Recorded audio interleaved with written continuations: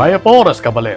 Kayang tabing mabilog ang pwersa ng GNN TV44, pagyan na rin makapanahon at lokal istoryang dapat yung abalo, kapamilya taning garantisado, kumpleto ang pabalansing informasyon.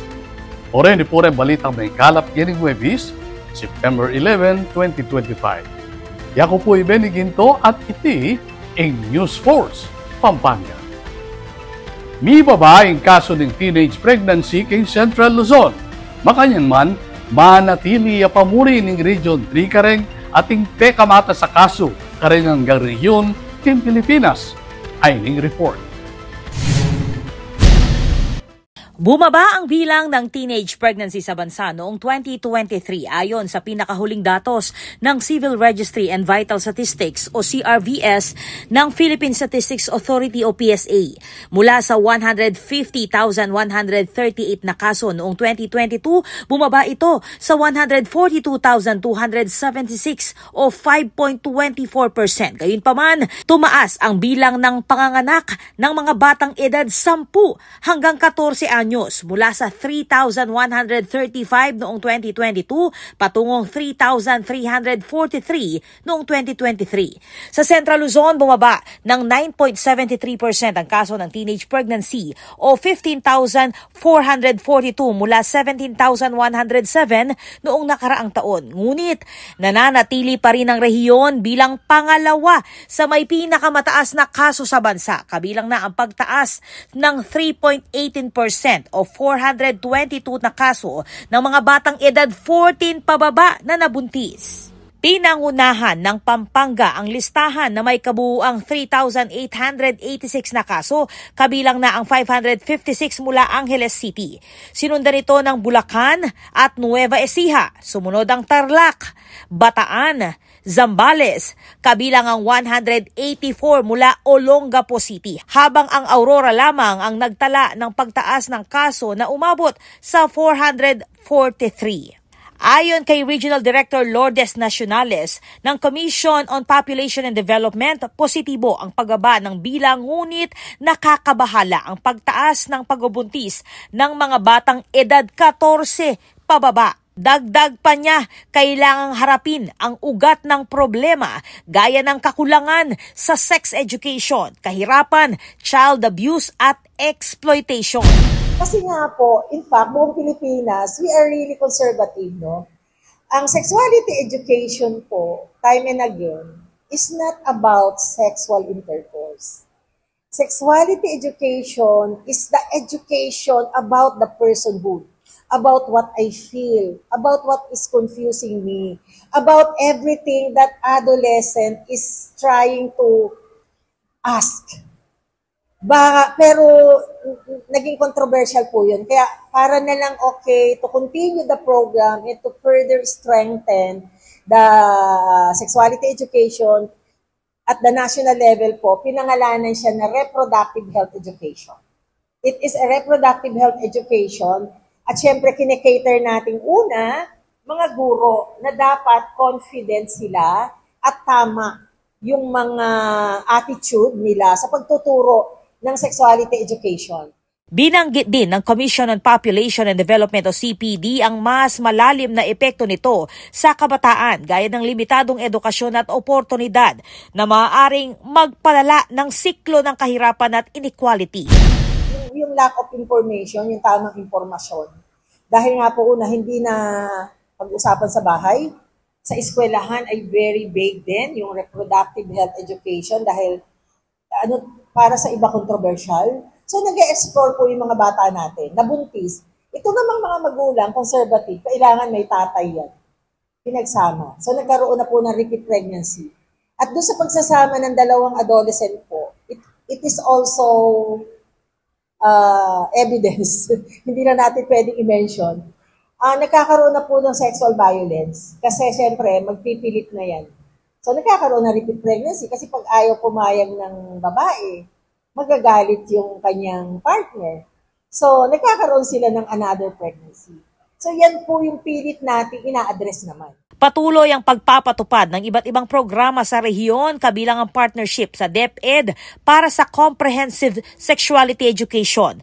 pagtatatag ng adolescent-friendly health facilities kasama ang DOH at pagbuo ng teen centers sa ilalim ng Information and Service Delivery Network. Kasama rin dito ang Special Protection Program for adolescent mothers and their children at mga culture-sensitive seminars sa tulong ng mga local government units.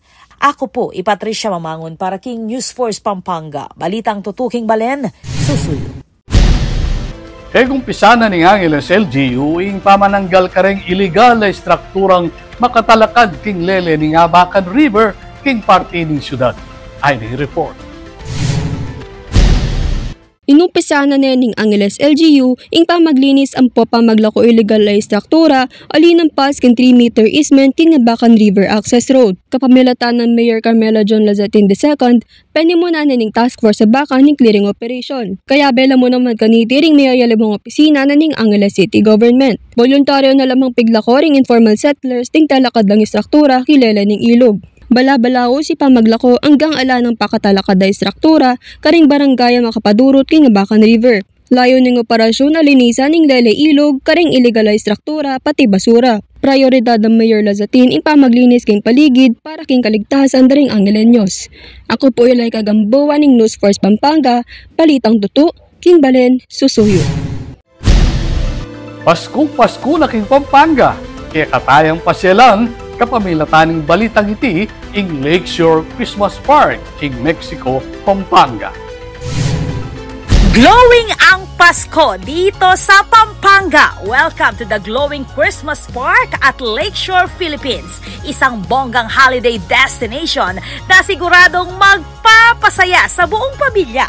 5, 4, 3, 2, 1! Ladies and gentlemen, Kadalan, welcome to the Lakeshore, Philippines! Imagine this island light show on the lake at twinkling displays everywhere. Open ito from 4 p.m. hanggang midnight, kaya perfect after school at after work tambayan.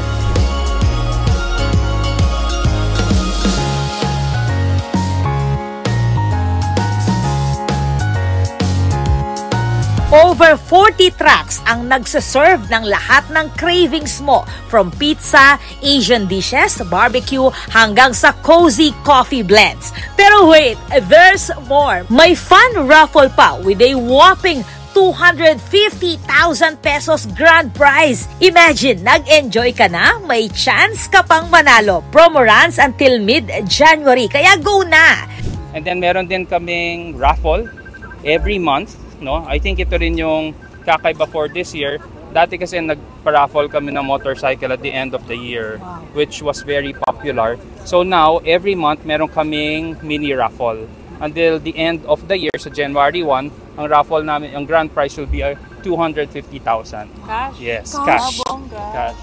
Sabi nga ni Architect BJ Mangyo, Chief Operating Officer ng Lakeshore Philippines, Lakeshore is literally glowing as they celebrate their 25th anniversary. So glow. Sabi nga namin, we're celebrating 25 years ngayon sa Lakeshore. So usually ang 25 is associated with silver. So sabi namin how to represent the color in a different way. So naisip namin we want things to glow. We're using the silver color to reflect yung iba-ibang kulay na nakukuha niya sa spectrum ng rainbow. So meaning, gusto namin mag-celebrate lahat ng tao dito, lahat invited, lahat pwedeng magsaya. And then kahit alam natin, paminsan madilim, hope that glow all reflects in us. Parang ganun yun. So, Pampanga and beyond, tara na! Experience the magic, the lights, the food, and the fun only here at Glowing Christmas Park at Lakeshore. So invite ako ngan po. Namunta ko po sana kayong Lakeshore, banta share me yan nung makananya kasanting lugar kaya ni kayong Lakeshore at makapasyal ko po kaya bede and family you, then kaluguran nyo, tsaka din kaya kayong aliwang membro ng pamilya niya. Niyakit-akit tamungan po kayo ni mag-enjoy tamo banta celebrate tayo po yung Christmas spirit. This is Patricia Mamangon on the spot. Atin pa mga paling balita king pa magbalik ng News Force Pampanga.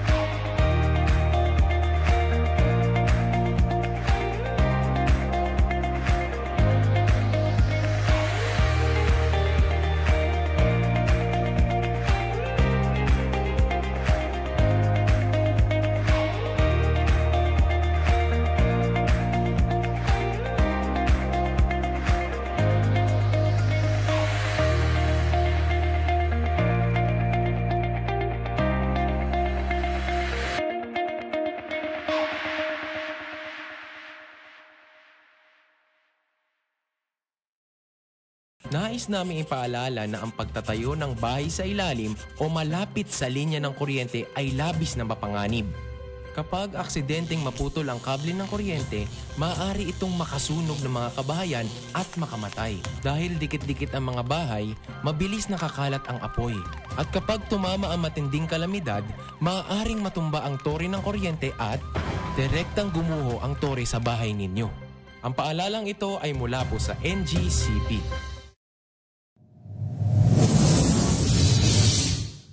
Panandamaning El Nino. Kung toro papali o mitatasing temperatura, daragul mo naman ing pamangailangan king kuryente. King daragula demand king kuryente asang kaning paning pamangamit kareng appliances kalupaning aircon, freezer at refrigerator. Asahan tamo naman na siguradong tuki ing kimot ning presyo ning kuryente amani batan king wholesale electricity spot market. Inya naman papaganakan ning Svelapco kareng hanggang consumers ing paniguradong pamagbayo ning konsumo at presyo ning kuryente balang kilowatt hour. Manatiling makayantabe king kaya kaming Facebook page para kareng latest advisory. Beto nga paganaka, ibat king Svelapco. Kapag labis pong nainitan o nausukan ng mga linya, tore at mga materyales na nakakabit dito, maaaring magdulot ito ng pagkaantala sa daloy ng kuryente. Bukod sa apoy, ang usok mula sa pagsisiga ay nagiging dahilan para ma-ionize ang hangin sa paligid ng linya ng kuryente. Ang mismong hangin ay pwedeng maging konduktor ng kuryente sa pagitan ng mga kable. Ang usok ay maaaring daluyan ng kuryente papuntang lupa at maging sanhi ng brownout. Ang paalalang ito ay mula po sa NGCP.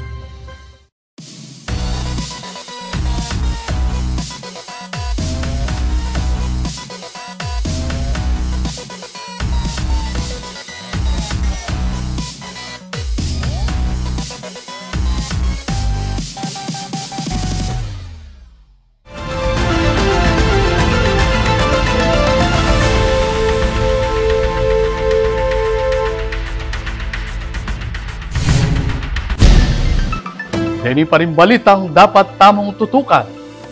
Kay katanemang silipan ng Christmas Park kay Balen Santo Tomas na antimong Metunga International Theme Park ay ning report.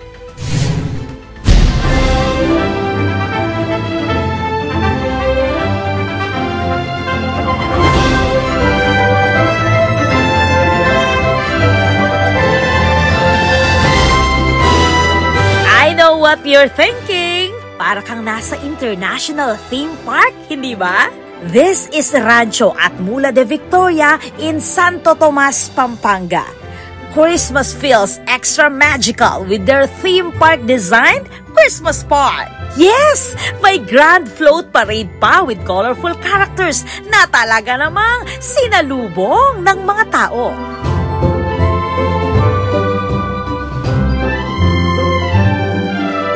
Talaga namang ang cute ng mga batang dumalo. Naka-prince and princess costume pa. Parang storybook ang vibe.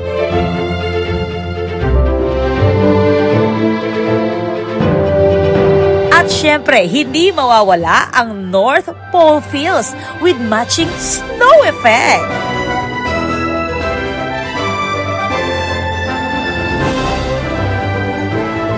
This reopening marks a bigger and brighter holiday treat. Open sila every day, 5 p.m. onwards. Complete ang park experience. May food stalls with all-time favorites, inflatable playground, at may bike area pa for the little ones. Tutula la rin nga na kung patang mamasyal kami Disneyland. Anya tutula kami mo naman. Sabi ko nung makananong miyang adala naman kini.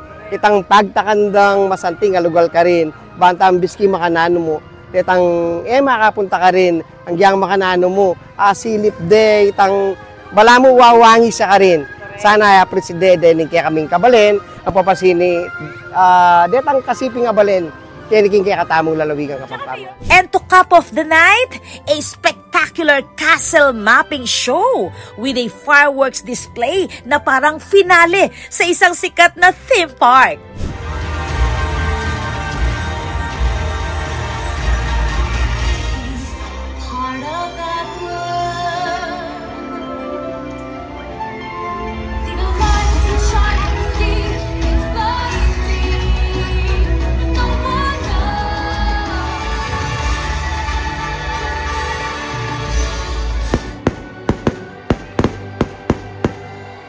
This is Patricia Mamangun on the spot.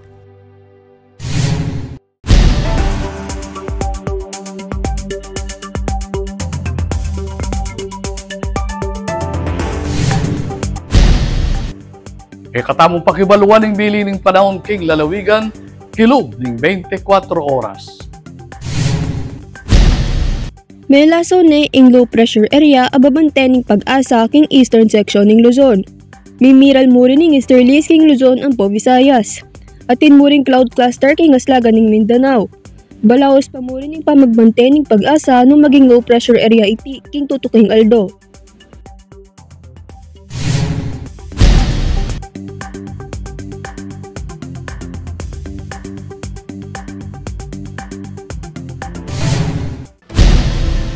Kabalen, maging pati kaking pamagbalita ketiking News Force Pampanga. Na anumang kaganapan, isyo reklamo king kay lugal, malyari mong ikwento isumbong kapamilatan na rin numero mayakit king kayong screen. Malyari mo namang mag-post king kabing Facebook account. Panalakaran ng News and Public Affairs Team ng GNN TV 44, nga dinan kayong mata sa kalidad ng lokal na pamagbalita bilang panatang serbisyo kanisablang Kapampangan. I'll venue lang ening webis, may kalapay istorya, ketiking probinsya. Yako po ibeninginto at ini in News Force Pampanga. Balitang tutu, king Baler, susu.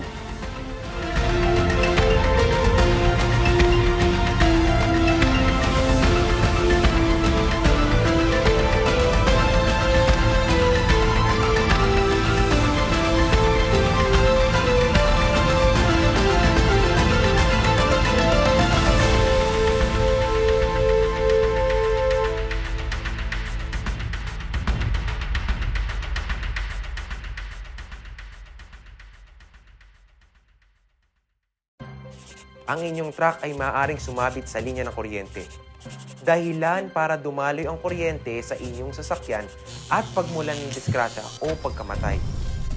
Maaari ring maantala ang daloy ng kuryente kung masisira ang linya o poste. Dahil sa lakas ng kuryenteng dumadaloy sa linyang ito, ang paglapit at pagdikit ng anumang bagay tulad ng metal, kahoy, pati na rin ng bato ay nakakamatay.